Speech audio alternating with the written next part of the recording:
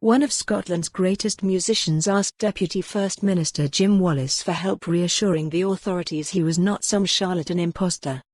Newly opened archives show saxophone legend Tommy Smith wrote to the Orkney MSP asking for a character reference to help him create a new jazz academy in 2004.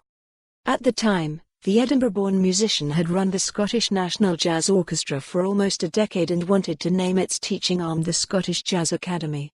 In a letter to Mr Wallace in the National Records of Scotland, Mr Smith said Companies House, the government body which registers businesses, wanted proof of his bona fides. He wrote that it requires references from important people like you as the use of the word Scottish is sensitive. Companies House are careful who they designate, and trust we are worthy of the title, and not some charlatan imposter. Mr Wallace drafted a reply saying use of the word Scottish would be entirely appropriate.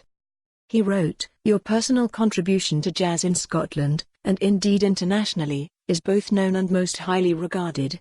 I am also aware of your very strong commitment to the promotion of jazz and the teaching of jazz. I would certainly hope that Companies House would be willing to register your chosen name." But before sending it, he checked with the Scottish Executive's top official, the Permanent Secretary John Elvidge. He said it would be reasonable for Mr Wallace to lend support as a constituency MSP but trickier as Deputy First Minister in the Lib Dem Lab coalition. He said the executive first had to come to an official view on potential demands for financial support and the validity of claims to being a national institution. He said Mr Wallace should wait for the Arts Minister to get involved.